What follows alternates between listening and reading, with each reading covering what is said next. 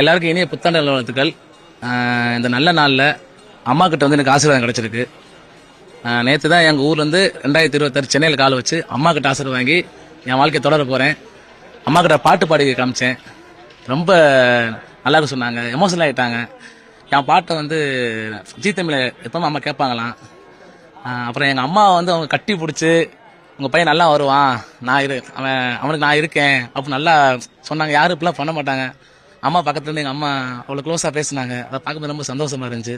எத்தனை சாமி வந்ததையா, இது எந்தெந்த சாமி தந்ததையா, எத்தனை பாட்டே சொன்னதையா, அத சுத்துற பூமி கண்டதையா, அடிச்சு வீச காத்துலையும் வந்த தகப்பனாச சுத்துதையா, வெடிச்சு பூக்கும் விதையிலும் ஒரு வம்சத்து கதையே உள்ளதையா, 100 தலைமுறை சேர்ந்து செதுக்குன ஈர நிலம் இது பாறையா, வாழும் வரையிலும் நீயும் விதைக்கிற கடமை இருக்கு கேளையா.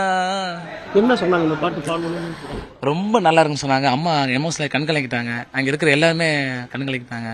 அம்மாவுக்காண்டி எழுதப்பட்ட பாட்டு இந்த பாட்டு. நான் அதான் அம்மாட்ட பாடி காமிச்சிட்டேன். ஆமா நீங்க சொல்லுங்கம்மா, உங்க பையன் சின்னம்மா முன்னாடி பாட்டு பாடி காமிச்சாங்க. எப்படி என்ன சொன்னாங்க, அம்மா என்ன சொன்னாங்க, உங்களுக்கு எப்படி இருந்துச்சு?